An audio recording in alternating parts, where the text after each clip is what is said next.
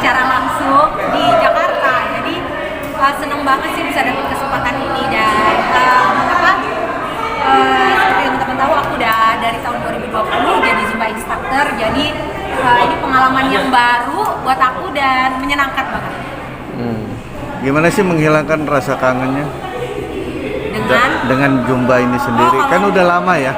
Kalau aku dari 2020 ngajarnya virtual, jadi baru sekarang bisa berkesempatan untuk ngajar secara langsung di Jakarta ya. Kemarin aku udah sempat namanya Zumba Tour itu ke beberapa daerah di Indonesia juga, tapi baru sekarang di Jakarta ini pertama kali ngajar secara langsung. Sebagai seorang Zumba instructor yang biasa ngajarnya itu virtual, itu selalu menjadi keinginan semua Zumba instructor untuk bisa ngajar secara langsung, khususnya mungkin buat yang seperti saya yang jadi instrukturnya baru semenjak pandemi, jadi belum pernah ngerasain ngajar langsung karena kan pada saat selama pandemi kita hanya boleh melaksanakan kelas secara virtual gitu. Jadi senang banget pas kesempatan pulang ke Indonesia, dapat kesempatan buat bisa ngajar langsung gitu. Dan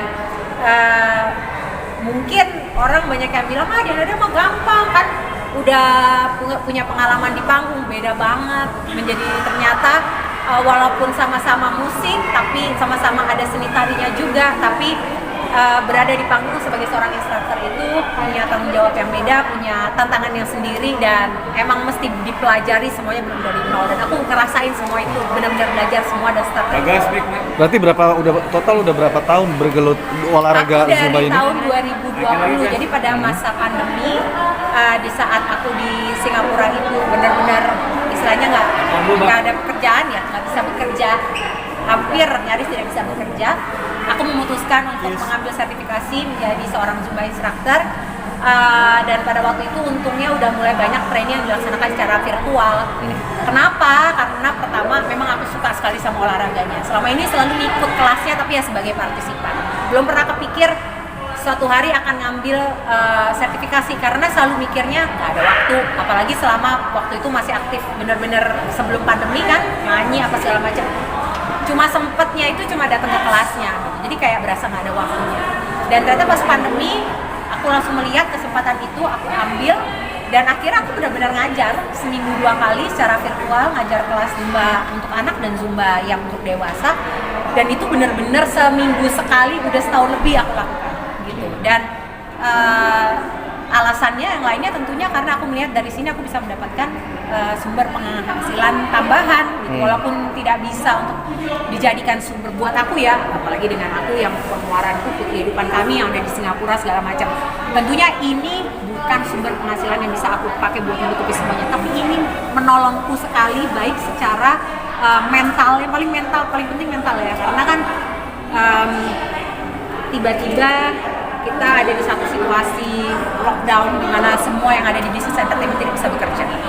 Dan itu pasti untuk kami yang berada di dunia entertainment, sebagai sumber penghasilan kami, sebagai sumber kesibukan kami, itu adalah passion kami, itu pasti berat secara mental.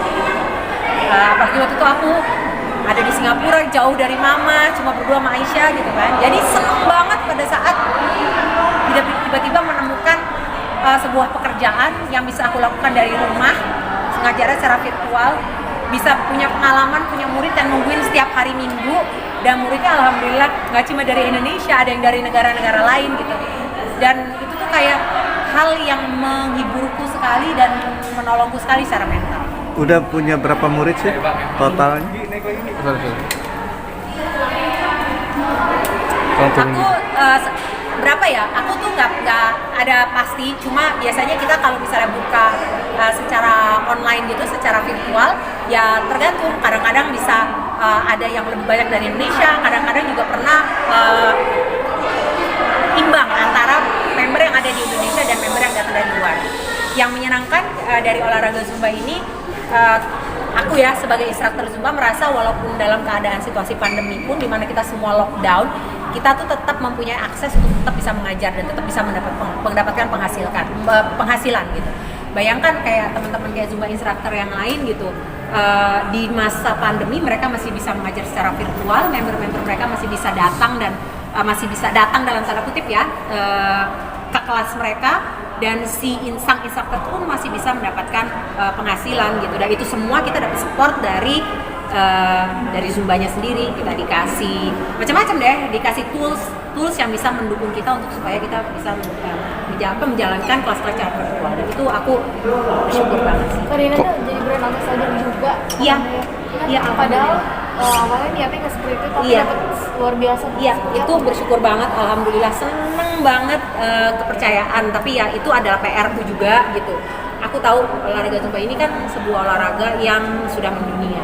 Ini olahraga yang begitu dicintai bukan hanya oleh kita di Indonesia tapi di mana-mana gitu. Dan Indonesia sendiri mempunyai komunitas Zumba yang luar biasa, besar gitu.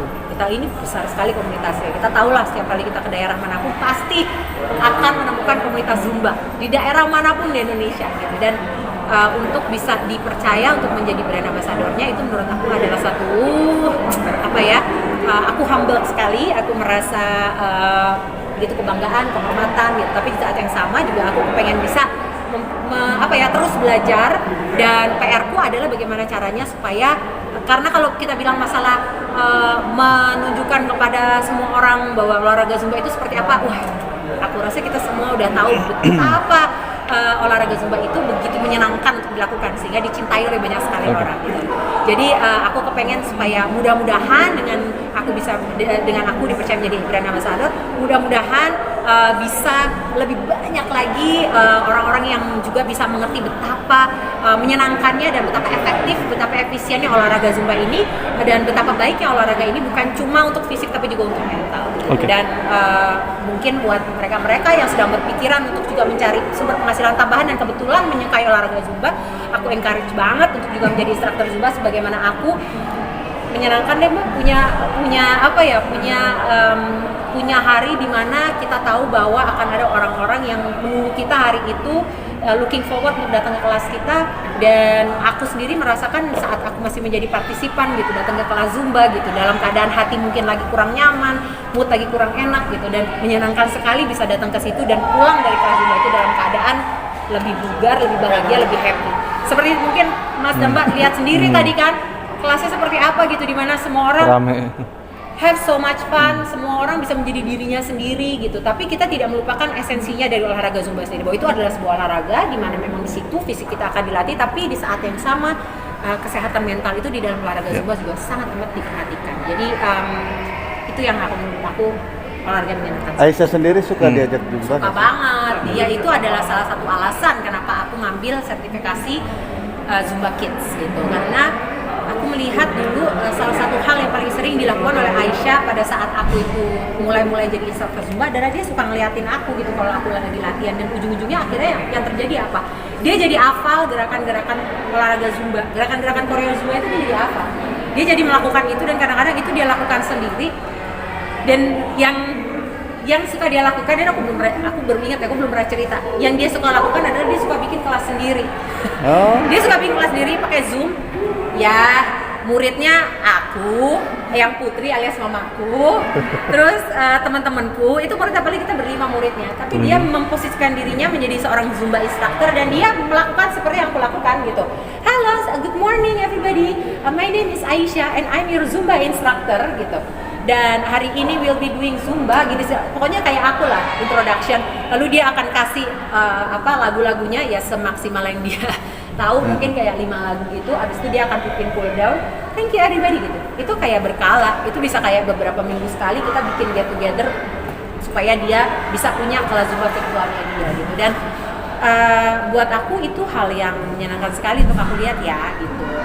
Dia jadi happy, semangat, dia percaya diri gitu. Dan untuk kelas Zumba anak itu juga sebenarnya adalah esensi dari kelasnya.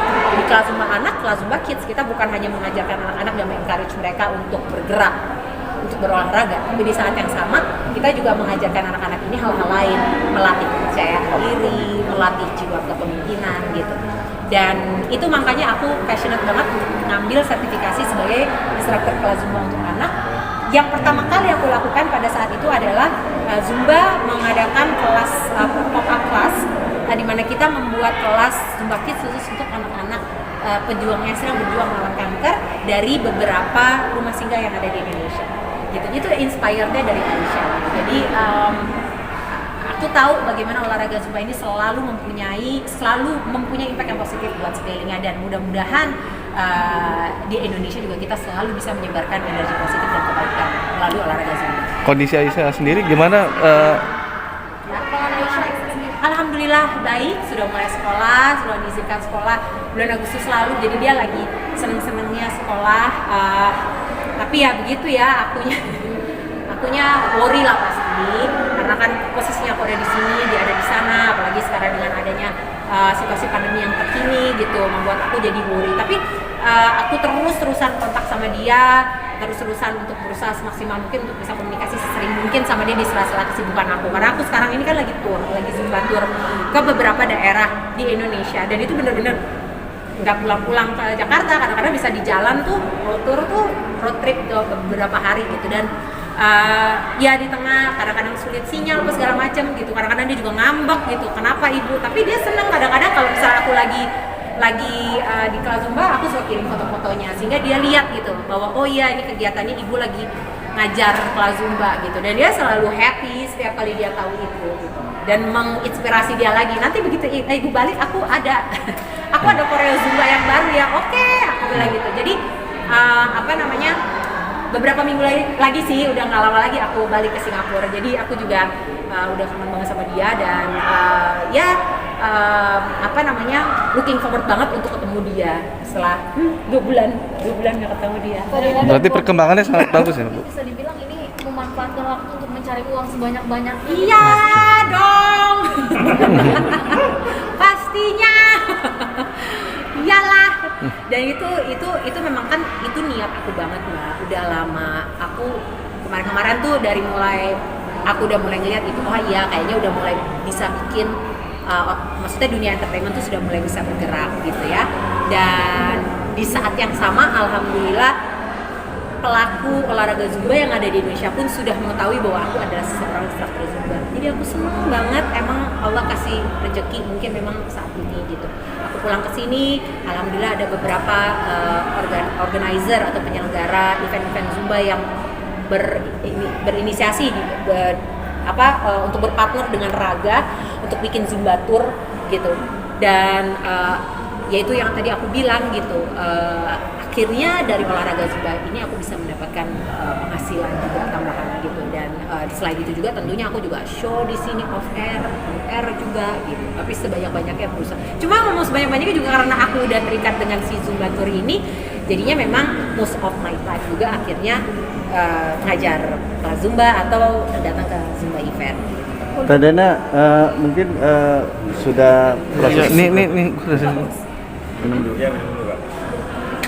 Sudah sejauh mana sih proses Aisyah sendiri dalam pengobatan? Dia saat ini masih dalam observasi dokter. Kalau untuk kemonya dia kan sudah tidak, jadi protokol kemoterapinya dia sudah selesai, alhamdulillah. Terima kasih buat semua sudah berdoakan.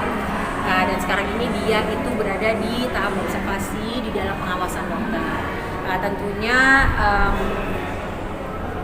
gimana ya menjelaskannya dengan cara yang gampang gini, karena dia udah sekian lama menjalani yang namanya kemoterapi secara intensif, jadi di saat kemoterapi itu sudah selesai dan tidak ada lagi dilakukan kemoterapi, maka dokter harus memastikan reaksi tubuhnya dia sesuai dengan yang diharapkan oleh dokter. Jadi ini yang sekarang ini sedang dilakukan. Dia masih harus tetap observasi, harus tetap check up segala macam itu. Tapi ada batasan waktu sampai kapan nggak sih dia berobat? Kalau berobat sebenarnya definisi untuk berobat berarti kemoterapi ya. Kalau kemoterapinya sendiri dia sudah selesai, dia sudah menyelesaikan protokolnya. Jadi sekarang ini yang harus dilakukan adalah dia harus tetap check up. Sampai kapan dia harus tetap rutin check up? Kemarin aku baru ketemu seseorang yang sudah usianya 30 tahun. Dulu dia didiagnosa leukemia itu pada saat dia umurnya masih 15 tahun, dan sampai dia 30 tahun dia masih check up. Jadi memang check up aku juga kurang begitu paham, tapi yang kemarin aku ketemu seperti itu. Jadi dia memang nge-check up-nya berkala. Mungkin kalau aku tidak salah check up-nya lebih jarang. Jadi semakin lama dia semakin jarang, tapi tetap harus dikontrol dan harus tetap check up. Mbak Dena, bener gak sih sebelum mungkin tadi Mbak Dena sempat nyinggung bahwa sempat nggak ada penghasilan saat pandemi segala macam, sampai pas saat di podcast Bunda Maya kalau nggak salah Mbak Dena bilang sempat bisa dibilang bangkrut gitu dalam perekonomian itu kabarnya gimana sih Mbak? Kalau I wouldn't say bangkrut sih, karena maksudnya begini, kalau misalnya aku bilang 200 yang di Indonesia 200.000 di dalam ATM aku itu benar. Itu nggak cuma sekali kok, itu berkali-kali kejadian. Karena aku 2 tahun nggak kerja, tapi kita berada di Singapura. Yang kita tahu ya gaya hidupnya jauh di atasnya Indonesia saat hari-harinya. Jadi ya memang kalau misalnya ditanyakan apakah ada concern, kekhawatiran, sampai kebingungan secara finansial ada gitu. Dan aku tentunya kalau ditanya melakukan apa, melakukan semua yang aku mampu. Menjual properti, jual mobil, jual semua yang aku bisa aku lakukan gitu. Dan aku rasa kayaknya kalau diomongin itu nggak ada yang spesial, nggak ada yang berlebihan, karena aku rasa hampir semua dari kita pun pasti di masa pandemi ini berada di posisi yang mungkin adalah tantangannya, perjuangannya ada gitu. Jadi saking aja kami kebetulan berada di luar negeri, kebetulan aja Aisyah ada perjalanan hidupnya itu memang salah satunya yang kemarin kami harus lalui adalah harus check up, harus ini apa segala macam sehingga ada pengeluarannya gitu. Tapi sebenarnya semua juga pasti mengalami hal yang mirip lah, sama mungkin pasti kesulitan sebagian besar gitu. Tapi aset-asetnya bisa dibilang udah aktif gimana? Belum ada yang sudah terjual, alhamdulillah. Ada yang belum terjual dan masih kami upayakan untuk dijual gitu. Ya masih sampai sekarang juga masih kita jual. Cuma kan nggak mudah ya lagi di masa pandemi, apalagi mungkin sekarang walaupun sekarang udah bisa dibilang kita udah tidak lagi ada di seperti awal-awal pandemi situasinya. Cuma kan orang baru mulai bergerak nih semuanya. Mungkin perekonomian juga baru mau mulai akan membaik.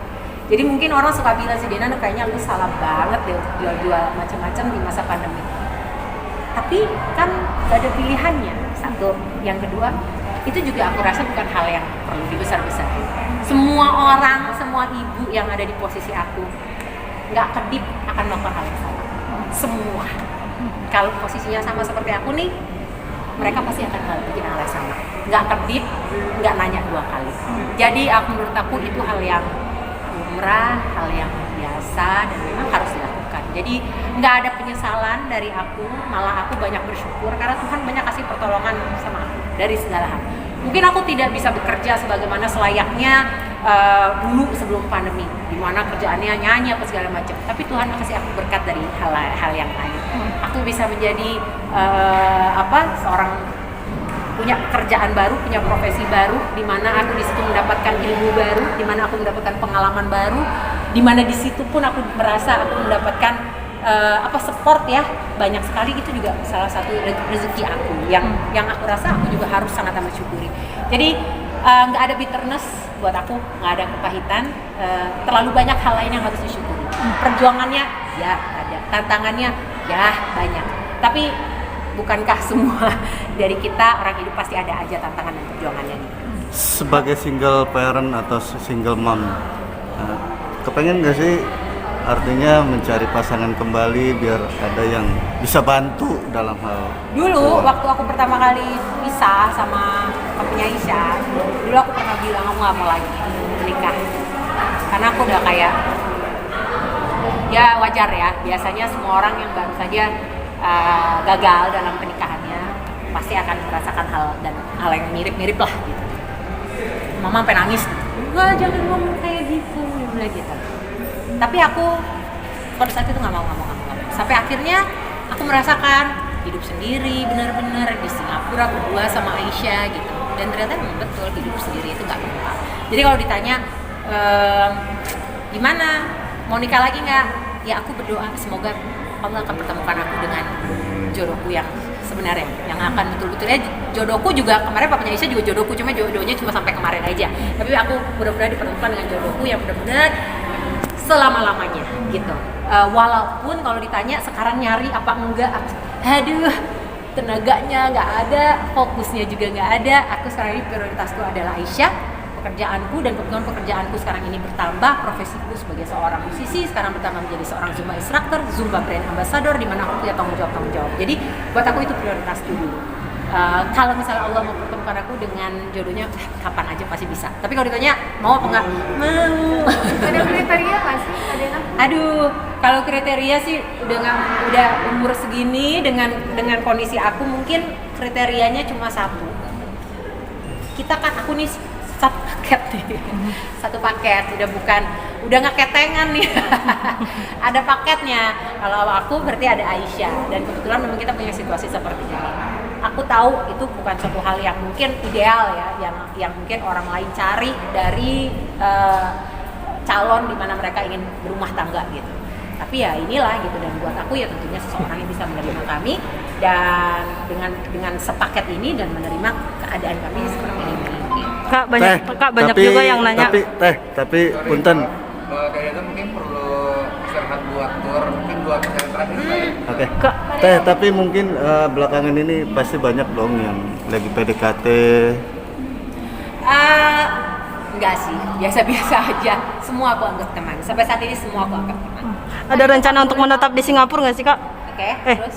Kalau boleh tahu, kesulitan apa sih sebagai single mom yang Kak Adena rasakan? Oke. Ada rencana menetap di Singapura apa enggak? Saat ini Aisyah sekolah di sana. Dan memang sementara ini masih itu planning kita untuk dia meneruskan sekolah di sana gitu. Aku rasa dengan adanya situasi pandemi itu menjadi lebih mudah ya untuk semuanya. Dan kesulitannya menjadi single mom banyak, tantangannya banyak.